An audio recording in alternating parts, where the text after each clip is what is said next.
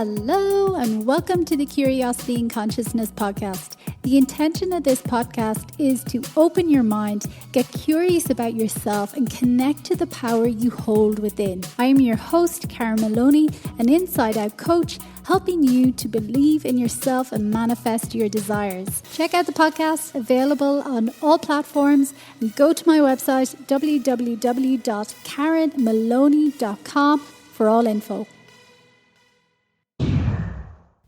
Hello everybody, welcome. Thanks for tuning in for another episode. It's me, Karen Maloney, and this week again I am sharing a solo episode and talking about something that I talk about a lot, and especially in my one-to-one coaching and client sessions, but it was an experience and something that I experienced again myself personally on this healing inner journey.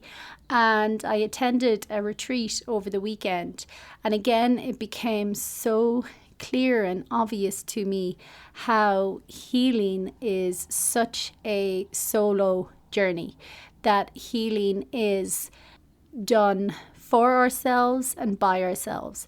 And I don't want anyone to misinterpret that. I'm not saying you have to do it all alone. You have to do it in isolation. You cannot ask for help. You cannot ask for support. You cannot ask for guidance. You cannot be with others. That's not what I mean. You absolutely can. And we do need support and guidance from people. But still, that person cannot do it for us. That's what I mean again by it is such a solo journey. Another person or a group can be there holding space and as a guide, but they cannot physically, mentally, emotionally, spiritually go within us and feel and heal what we need to heal within us for ourselves. And they cannot do the work and think the new thoughts and put in the discipline and make the new habits and practices. They cannot do that for us either. And that's what I mean by it is such a solo journey. But again, it doesn't mean we have to do it in isolation. So for example, I was at this retreat over the weekend and there was like 12 of us there and then 3 people facilitating the retreat. But each one of us in that retreat, although we were all there together, we were all on very individual journeys based off of what was going on within us from our own life experiences, our own challenges, our own difficulties, our own traumas, our own pains, our own thoughts, our own suppressed emotions and whatever else was in there. So that's why I say it is such a solo journey as well, because there was no common experience for everyone, but yet there were a lot of commonalities. And what was common between us all was the fact that we all had some fear, our own fears facing ourselves. We all shared a fear. It may have been different, but fear was there for everyone. A sense of discomfort was there for everyone. And then the other side of that, gratitude was there for everyone. Love was there for everyone. A sense of compassion for ourselves and others was there for everyone. And also the realization that we're never as alone or as misunderstood as we think we are. But that was kind of the before and the after. They were the shared commonalities among everyone. But then in between, there was everything and anything. And that's where the individual experience, the individual healing was so different for every single person. Because again, it's all based off of our own internal world and what's been hidden from us, what we've suppressed, what we've been afraid to admit, our fears, or sadness, or griefs, or loneliness, or pain, or depression, or apathy, like whatever it is for every individual. And that's why I say healing is a solo process, because nobody can experience or feel for us what we must feel for ourselves within, what we must free ourselves from within. And that's why we were all sitting there together, and I had this moment where I felt really alone, really isolated, really sad, really depressed, this real heaviness, this real grief. And I felt it as well because of the fact that I was here with all these people, but I was going through my own private process, as everyone else was as well. And we weren't sharing at that time. We were encouraged and invited to be with ourselves, to stay with ourselves, to not distract ourselves. And again, I saw clearly how we do want to distract from the discomfort at times, from the fear, from the pain. And I found myself trying to do it as well. I was, changing position. I was questioning, do I want to drink water? Am I thirsty? Am I hungry? Do I need to stand up? Do I need to sit down? Do I want to move? Do I want to shake? And yes, some of them I wanted to do to liberate some energy, but a lot of the time I just wanted to do it as an avoidance way, because if something got too uncomfortable, I would distract myself from it. But ultimately, there's no point in distracting ourselves, because if something is coming up, if it's ready to come up, it's ready to be healed. It's ready for us to see it, to observe it, to allow it, to experience it, to feel it, because that's actually the only way that we can heal it. It has to come into our awareness in order for us to be able to see it and then decide if we want to hold on to it or not. Because when we're not aware of it, it is hidden from us, and it can cause all sorts of pains and aches and discomfort and sadness and depression. But when it comes into our awareness, it comes in ready to be looked at, ready to be worked with, ready to be processed. And when we are willing to do that, let me tell you, every single time it liberates, it shifts, we free ourselves. And again, from being at this retreat this weekend and being on that inner journey and everyone being in their own individual space, and I saw so clearly that even the facilitators, even me in my work, as much as I want to help people and really support people and have them do the work, I can't do that for them. No more than those facilitators over the weekend. They couldn't do anything for us except hold space, except come and reassure us if things were getting a little bit too difficult, except maybe just place a hand and tell us it's all okay, or except maybe give us permission to go there, to feel what we're feeling.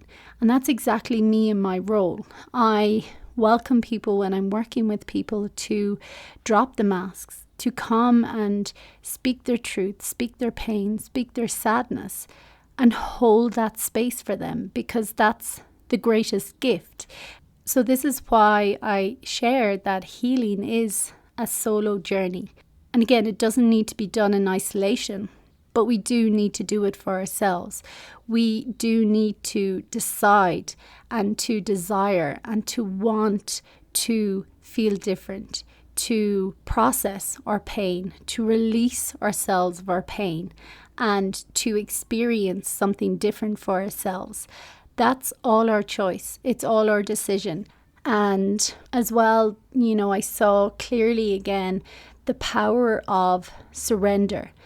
And the word surrender can often be misinterpreted. In my experience anyway, surrender has been a giving over, not a giving up. We often think that if I surrender, that means that this person or the situation is vindicated, or like you're saying, it's okay. And again, all of us are prisoners in our own worlds. We're prisoners of our own thoughts, of our own emotions, of our own habits, of our own experiences. We've all had experiences and challenges that have been difficult. And when they haven't been processed, we become a prisoner within ourselves unconsciously. Let me say a lot of this is unconscious, but we live out patterns and habits that maybe we learned at a time in order to protect ourselves. We continue to live those out for the rest of our lives sometimes, but actually the original protection mechanisms are now just hurting us even more. They're now keeping us cut off from ourselves and the life that we truly want, because we haven't processed, we haven't been given the tools and the skills to go within and face ourselves and face our fears and admit our pain, admit our truth in order to free ourselves. There is no way to freedom except going within, except facing, except seeing what's been hidden. So this idea of surrender is coming to a point of just handing it over, of saying, you know what, I am so sick of feeling this way. I am so fed up with myself of feeling this way, of being this way, of reacting this way, of responding this way, of living this way, of thinking this way, of whatever the situation may be. It's just like a line in the sand, and it's a handing over to a higher power. It's saying, I am done. I want something more. I want something better. I am deciding. I am freeing myself. I am processing this. I am admitting that I've carried this, that it's been a burden, that it's been fucking tough, that it's been difficult. But now I am handing it over. I am releasing it. I am liberating myself of it so I can move. I can be, I can live, I can think, I can choose, I can respond in a different way, and I can create a new life for myself. Because again, it's that truth of we don't need to live at the mercy of anything that has happened to us. We don't need to feel a victim of anything that has happened to us. But again, that's our work, that's our piece to free ourselves, because, you know, in one sense it is easier to live in that way, to live feeling broken, shut down, hurt, turning off emotions, going numb, zoning out. You know, I did it for a long time, especially the numbing out. I can't say it was a conscious choice I made at the time. It was a response of my body, a protection mechanism, and it served, it helped. But then when the time came to wake up to feeling again, it seemed too scary, so I kept shut down. I kept distracting or avoiding and running. And we can't outrun ourselves. You know, we can try, and often we can spend a lifetime, but we can't outrun ourselves. And we can take the choice and the decision to go within, to heal before some crisis comes about. And let me tell you, it always feels uncomfortable. It feels messy. It feels difficult. It feels scary. But it's all normal. If you didn't feel those, it wouldn't be normal. And I think sometimes we keep ourselves away from the inner work because we feel scared or uncomfortable. We think that means we shouldn't do it. But no, that's absolutely the sign that it's okay and keep going. Because again, like I said, there wasn't one of us in that circle, in that retreat, that did not feel some fear, some apprehension, some nervousness, some discomfort, some really conflicting within themselves. Do they want to be there or not? But they were there. They showed up. We showed up. And we stayed there. And we went within and we faced ourselves. And again, we all came out. Again, everyone on different levels, but everyone came out with a gratitude, even though the healing process is lifelong, I would say, in one sense. It's not just a one-hit wonder, wham, bam, thank you, ma'am, I did that, I'm done. I think there's always layers. It doesn't mean it has to be every week, every month, but I think there's always layers because, again, we all carry so much stuff unconsciously from our own lives, from collectively, because we are all in one, held within the one consciousness, the one energy, ancestrally, generationally. But we will be notified when it comes up. And when you get that nudge, that call, that inner feeling of, oh, I want to clear this, or I need some help, or I need some support, that's our call to go with it. And I know it happens even if a client reaches out to me, or even I've reached out before for help and spoken to someone, and then after chatting, and you're like, actually, I don't know if I need that. Like, yeah, I'm okay or whatever. But again, that's just the old voice trying to keep you in what's known, because at the moment, what's familiar to you is what your brain will try to keep you in. Even if it makes you feel crap, it's familiar. So when you try to make a change, your brain will tell you, oh, I'm not really sure I need that. No, maybe I'll wait. No, I'll be fine for another while yet. But that's when we need to know it's just a thought, and we need to trust the original inner call and just move forward anyway. And again, there wasn't one of us, I don't think, over the weekend who was not so grateful and indebted to themselves, to the facilitators, to the universe for bringing us all there this weekend to do this individual inner work again. Because believe me, what lies on the other side every time when we face ourselves is so magical. It is so worth it. It is a feeling and an experience and an awakening and a liberation and an elevation that is life-giving, is life-sustaining, that you can't find, or you may feel a glimpse of it from someone or something. But again, it's that thing of, everything lies within. All the answers lie within. All the love, everything we've ever needed lies within. And again, that doesn't mean we need to live a life solo or be a hermit. No, we're here for connection as well. We thrive on connection. But if we live our life looking for external things outside of us to make us feel something inside of us, that is not life-sustaining. That is not life-giving. That is very shaky ground. We must build from within.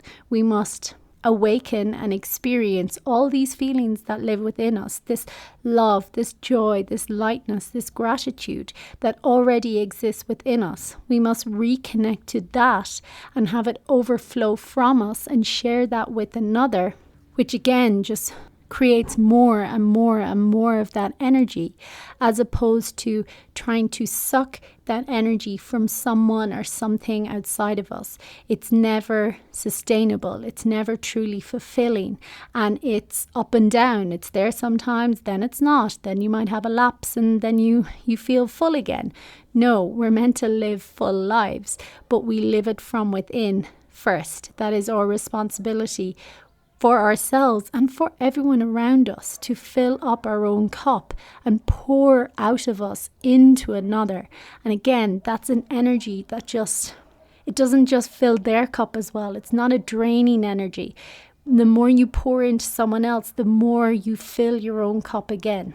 But again, we cannot get to that space of feeling so full within ourselves, ready to pour into another, until we go in and clear out and express and see and observe and heal and feel all that we've blocked out within ourselves in the first place. Because that's the only thing that's holding us back. That's the only thing that's covering these things and this magic that already exists within us.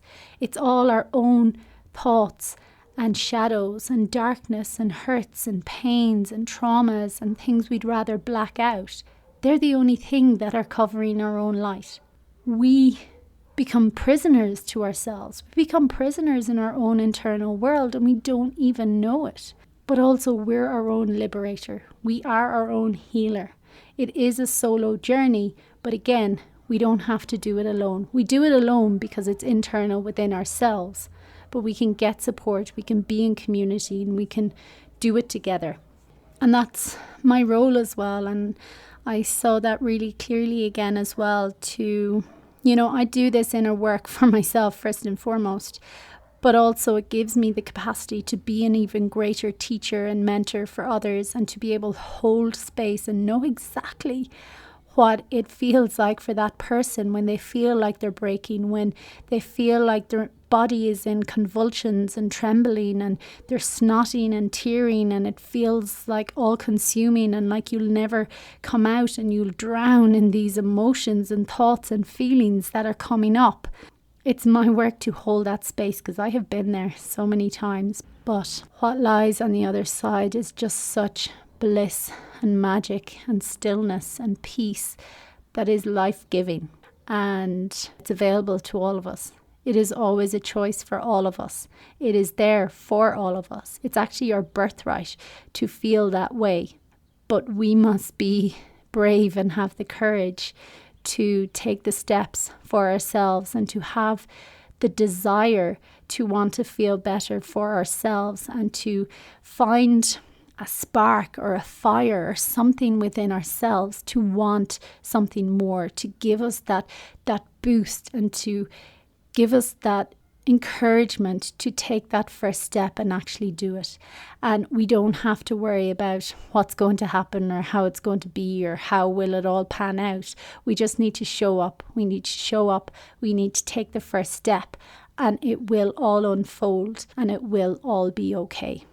And that's just what I wanted to share again with you all, that it's okay to be afraid of what might come up. It's totally normal to fear the unknown. But every time I've taken that step and continue to take those steps into the unknown, it has always been a gift that has paid dividends above and beyond that you actually cannot put words or a price on. And I think any healer or teacher or coach or therapist or guide of any form who has done that, the best ones are the ones who have gone first, who have taken the steps, who have gone through the fire sometimes and continue to go through the fire because they have that compassion and that knowingness and that empathy, and they are right there for you. But they also know what's available on the other side when you continue to walk with faith and move through it and experience life on the other side. So that's just what I wanted to share. Healing is solo, and I think sometimes we expect healing to be like a magic solution, or we go to healers or mentors or coaches or guides for them to give us the answer, to go in one session and we expect them to heal us and do the work. And again, nobody can do it for us. They can show you the way, they can hold your hand, they can show you the steps and be your guide. Absolutely. But it's still you, it's still me, it's still us individually that has to actually walk the steps and put them into action. That's where the true healing happens. So know that healing is messy. It can be uncomfortable. It can seem scary. It can seem like you would rather do anything in the world but go there. But the extent to which we resist or push away or fear healing or facing ourselves is the extent to which we're prolonging our pain. And that's what I've experienced over again. Rumi has a quote that says, "Why stay in the cage when the door is wide open?" And that's been my experience every single time.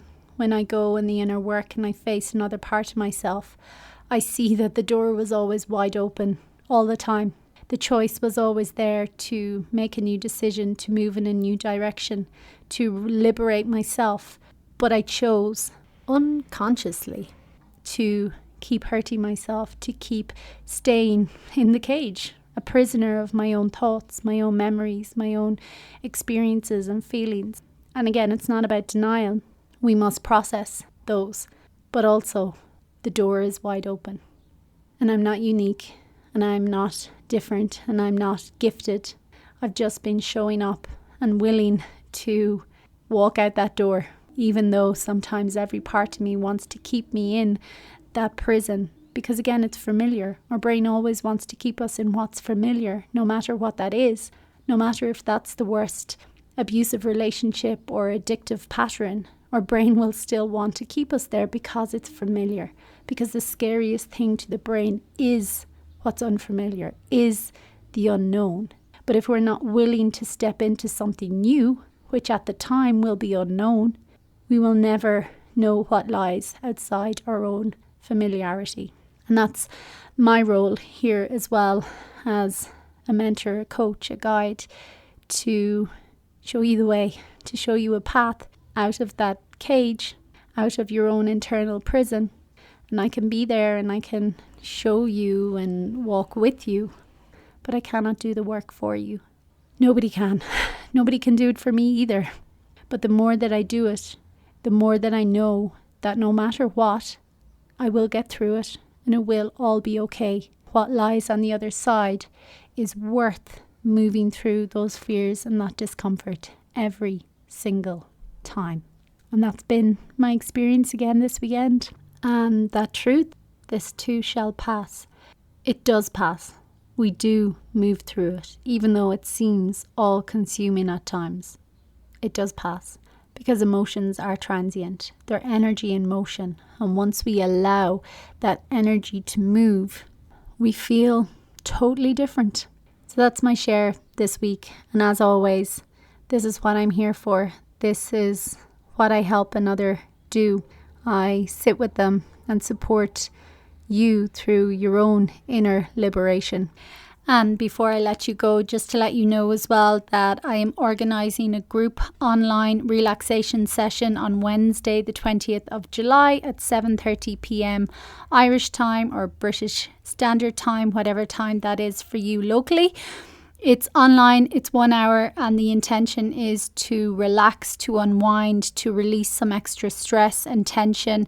I will guide you through a short meditation visualization with a focus on inner child healing. And then we will hold some different meridian points from silent counselling, again, to help release excess tension and stress. So you can go to my website, KarenMaloney.com, and click the shop section for all information.